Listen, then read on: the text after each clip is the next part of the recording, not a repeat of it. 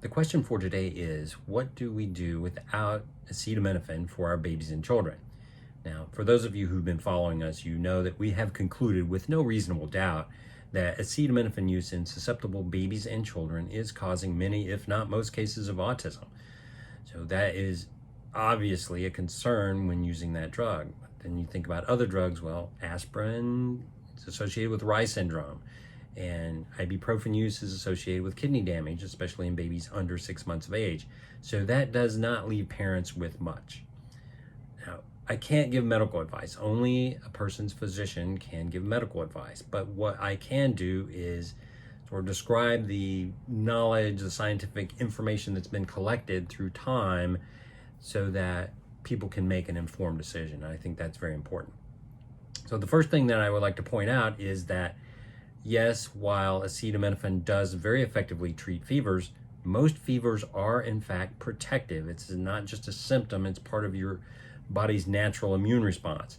So the evidence shows that these fevers are helpful, and therefore there's no scientific evidence at all that the fever should be treated.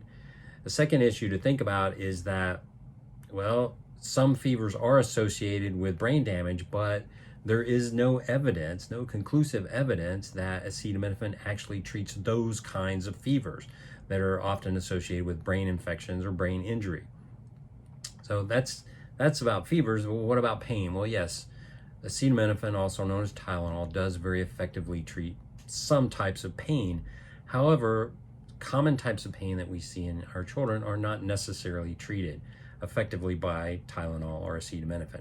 So for example, the pain of circumcision in a scientific study was shown not to be treated effectively by acetaminophen. So that's a great example of a time when we probably should not be using acetaminophen to treat pain.